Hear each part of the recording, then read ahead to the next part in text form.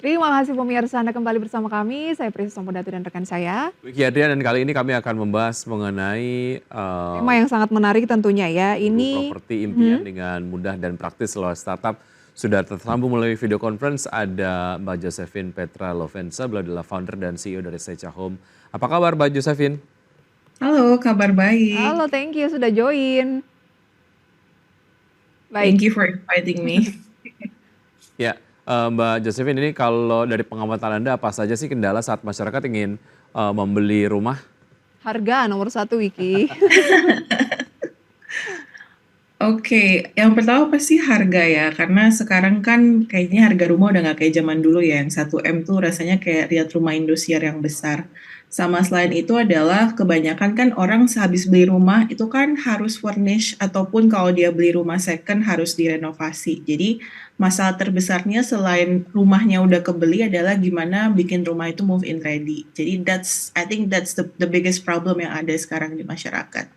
Oke, jadi kalau mau membeli rumah yang baru ataupun yang second gitu pengennya ya tinggal mudah aja, tinggal bawa badan aja, kurang lebih kayak gitulah ya. Iya, betul. Oke, baik. Berarti solusinya apa saja yang ditawarkan oleh Secha Home? Kalau dari Secha Home sendiri, kita kan tackling problem dari orang beli rumah sampai dia mau pindah rumah kan, masuk ke rumahnya. Jadi sebenarnya the main service dari Secha Home itu adalah providing move-in ready homes. Jadi kita bantu untuk furnishing, bantu untuk gimana caranya rumah itu bisa ditinggalin dalam waktu 3 bulan, dan juga kita provide financing. Karena kan hal terberat dari orang habis beli rumah adalah gimana cari uangnya untuk dia bisa nge-furnish rumahnya kan. Jadi what we are doing sebenarnya people selalu menganggap kita adalah the extended personal assistant untuk mereka pindahan dan juga untuk dapetin rumah yang mereka mau gitu. So Oke, that's pretty much what we offer to people. oke. Jadi secara proses dari awal boleh menggambarkan, misalnya saya kalau mau nyari rumah gitu, prosesnya di-assist sama Secha Home itu seperti apa dari tahap per tahapnya? Oke, jadi orang kalau beli rumah kan dia biasanya pergi ke agent ya. Jadi Secha Home juga karena kita tahu bahwa the property market, the property sector sendiri di Indonesia kan juga dominated by property agents ya. Jadi kita juga punya property agent partner. Jadi biasanya ada 2 cara, customer pergi ke website kita, ke our channel atau langsung ke agent. Karena kan kita ada beberapa agent yang udah jadi Secha partner. Dari situ dia akan seperti biasa cari rumah, what kind of homes that they want, budget, terus habis itu dia harus pindah kapan dan juga semua kriteria yang dia mau kalau dia mau beli rumah. And then afterwards nanti akan langsung dimasukin dan dikasih ke kita untuk apa namanya kira-kira rencana renovasi kalau rumah second. Kalau rumah yang primary dia akan kasih rencana kira-kira furnishnya seperti apa. Nah dari Secha sendiri kita akan bantu untuk hitungin nih dari harga rumahnya plus juga dengan let's say harga untuk furnishnya itu berapa, lalu harga untuk kalau renovasi berapa. Nah itu yang jadi kita kalkulator untuk jadiin satu. Karena kan kebanyakan orang mau ajuin langsung ke KPR atau bank. Nah jadi kita bantu bareng dengan agent gimana caranya properti yang dia mau plus dengan harga apa namanya untuk move in ready-nya diajukan ke bank. Setelah dia oke, kita dapat the payment. Kita akan lakuin pekerjaannya dan kalau misalkan dia let's say mau ambil yang financing, kita akan lempar untuk ke lending partner kita. Jadi kita bantu untuk hitungin simulasinya seperti apa, dan habis itu akan seperti apa untuk rencana renovasinya. Jadi 3 months udah bisa move in ke rumah yang baru. Mbak Josephine melihat sebenarnya seperti apa sih peta persaingan, ataukah Anda melihat bahwa tidak terlalu signifikan mengingat kan marketnya juga sangat luas, kebutuhan akan rumah juga, informasi akan memilih rumah juga masih besar, sehingga sebenarnya masih butuh lagi nih yang sejenis Secha Home atau bagaimana? Kalau persaingan sebenarnya kalau pasar properti kan udah banyak banget ya. Iya, Tapi yang kita lihat itu kan properti itu dia fragmented solutions ya. Either dia cuma menyediakan marketplace-nya, jasa renovasinya, atau mungkin cuma financing atau untuk bantu KPR. Sedangkan kan orang itu sekarang apalagi orang-orang yang tinggal di Jakarta kan dia udah sibuk ya. Untuk ngurusin beli rumah aja itu udah jadi nightmares buat dia.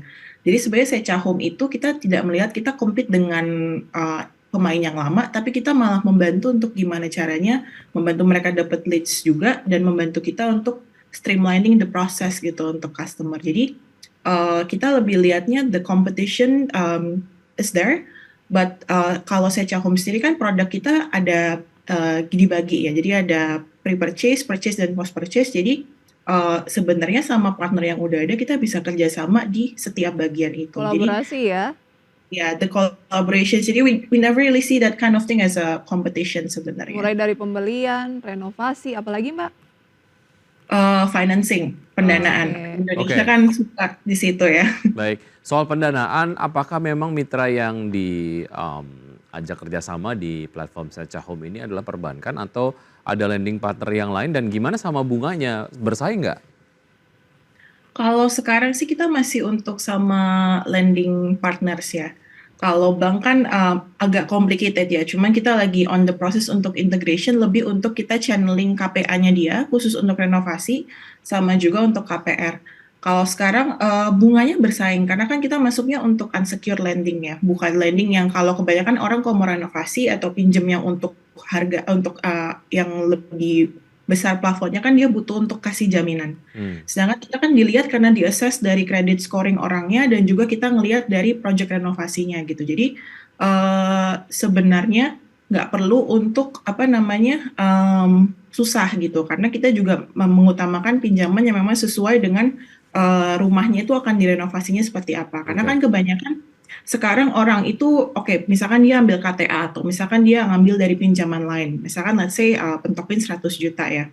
Sedangkan dia belum tahu nih renovasinya itu akan harganya berapa.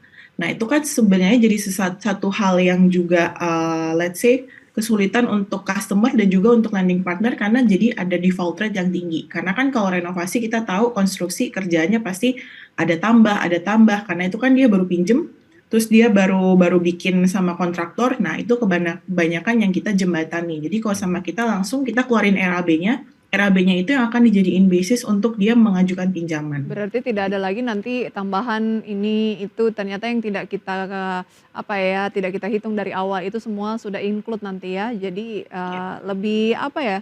Lebih efisien. Transparan gitu ya, kurang lebih ya. Iya, Oke. betul. Baik, kita masih ada satu segmen. Kita akan lanjutkan usai jeda berikut ini dan pemirsa tetap bersama kami akan segera kembali. Masih berbincang bersama dengan Mbak Josephine Petra Lovenza, founder dan juga CEO dari Secha Home yang merupakan apa ya, platform ya untuk renovasi khususnya dan juga refurnishment. Nah, tadi Anda katakan bahwa misalnya Wiki ingin melakukan renovasi apartemen begitu milik pribadi misalnya, itu bisa melalui Secha Home melalui pinjaman. Nah, apakah Secha Home bekerja sama dengan perbankan atau bagaimana? Oke, kalau Secha Home sendiri kita masih sama lending partner. Jadi kita pinjamnya nggak ke Secha Home, tapi kita sebagai channel partner untuk pinjamannya itu. Karena Channel kan partner ya? channel partner, jadi kita bukan the fintech itself, but kita lebih ke channeling the loan-nya itu. Karena nanti Karena itu kan ada udah kaitannya lagi dengan OJK ya. Oke, bunganya tadi dikatakan bersaing ya. Range bunganya berapa, Mbak Josephine? range bunganya 1,5-2% per bulan, normal untuk monthly loan. Kalau kita ingin ajukan ada jaminan bahwa saya memang akan mampu membayarnya atau bagaimana? Kalau dari kita sebenarnya yang lagi kita trial kan lebih ke ambil dari credit scoring orang yang akan pinjam, sama juga ditambah dengan properti yang akan direnovasi. Jadi kan kita juga melihat dari skala renovasinya, kompleksitas pekerjaannya. Jadi itu kan juga menunjukkan bahwa dia nggak akan default ataupun let's say tiba-tiba mangkrak proyeknya. Dan kita juga ambil memang untuk yang sekarang untuk rumah yang hak milik gitu. Kalau sewa kan karena dia lebih banyak lagi yang terlibat. Jadi that's the main baseline sih untuk sekarang. Betul. Oke, sejauh ini berapa banyak konsumen yang sudah terbantu oleh Secha Home? Kalau sekarang kan kita kebanyakan kerjasamanya sama either langsung agent atau developer. Jadi untuk orang yang kebanyakan habis akad. Jadi kira-kira 10 yang sekarang karena ini produk yang masih baru sebenarnya. Kita kan awalnya memang menyatukan renovasi integrasi untuk KPR, tapi produk ini benar-benar baru launching 3 bulan lalu dan ternyata itu well received sama masyarakat ya. Mungkin karena dia membantu untuk gimana dia renovasi nggak pusing, dan juga untuk agent dan developer itu bikin mereka bisa closing lebih cepat. Oh, lama-lama nanti bisa jadi super apps untuk properti ya. Nah, pasti ada tantangannya dong ya. Apa saja tantangan khususnya di teknologinya dulu nih? Teknologi sebenarnya kalau dari segi product development nggak banyak ya, karena kan itu sangat straightforward. Cuman sekarang kan pembeli rumah itu kebanyakan umurnya bervariasi, dan juga user kita kan adalah property agent ataupun developer langsung. Nah, the problem di Indonesia adalah orang kalau mau beli rumah tetap dia bypass lewat WhatsApp. Jadi sekarang kita gimana caranya bangun produk yang benar-benar on the tech side, tetap efisien dan juga scalable, tapi juga mudah diterima sama even ibu-ibu umur 50 tahun gitu. Karena Betul. pembeli properti kan nggak semuanya tech savvy ya. Kebanyakan mungkin yang 45 ke atas yang mungkin kalau dia harus submit langsung ke Mhm. platform itu agak menyulitkan. Karena kan the efficiency sendiri, kenapa kita mudah dibandingkan dengan kontraktor lain ataupun juga the old way of a renovations adalah bisa sesimpel untuk dapetin gambar renovasi, kira-kira apa yang mau direnovasi, dan setelahnya adalah dia submit foto ruangan yang mau direnovasi ke platform kita, nanti dalam 3 hari udah keluar tuh kira-kira rencana renovasinya seperti apa dan juga budgetnya seperti apa. Nah itu kan Wow. sebenarnya yang kita membantu. Kalau dulu kan harus site visit, harus Mmm. janjian, harus semua-muanya. Jadi dengan lewat foto itu 3 hari kita udah bisa Hmm. dapetin rencana proposal renovasinya. Baik, target jangka pendek ataupun jangka panjang untuk Secha Home sendiri apa saja, Mbak Josephine? Singkat saja. Kalau pendek sih kita mau integrasi lebih banyak ke lending partner, apalagi bank, karena kan banyak juga kita membantu bank supaya dia bisa channeling loan-nya, dan juga Mhm. untuk customer itu akan dapetin plafon yang lebih besar. So that's the jangka pendek untuk nge-reach market yang lebih banyak dan juga dapetin volume project yang lebih gede kalau Kapan sekarang. target profitnya Mbak Josephine atau udah profit? Kalau profit in the next 2 years Ah, baru oke, bisa. 2 tahun Sekarang lagi gitu ya? ya. Oke, Baik. sukses untuk Secha Home dan semoga bisa mengintegrasikan antara perbankan, agen properti. Dan semuanya. Pokoknya stakeholders dari perpropertian di Indonesia. Terima kasih sudah bergabung, sukses untuk Anda, Mbak Josephine, sampai jumpa. Terima Baik, kasih. kita akan kembali simak pemirsa update ataupun pergerakan dari IHSG di pukul 9:27 waktu Indonesia bagian Barat, 28 menit waktu Indonesia bagian Barat ya. IHSG sejauh ini masih bergerak melemah 0,92% di level 7.673,108. Dengan pelemahan sekitar 72 poin dan nilai tukar rupiah terhadap dolar Amerika Serikat juga, ini sebaliknya justru menguat ke 15.124 atau naik sekitar 0,24%.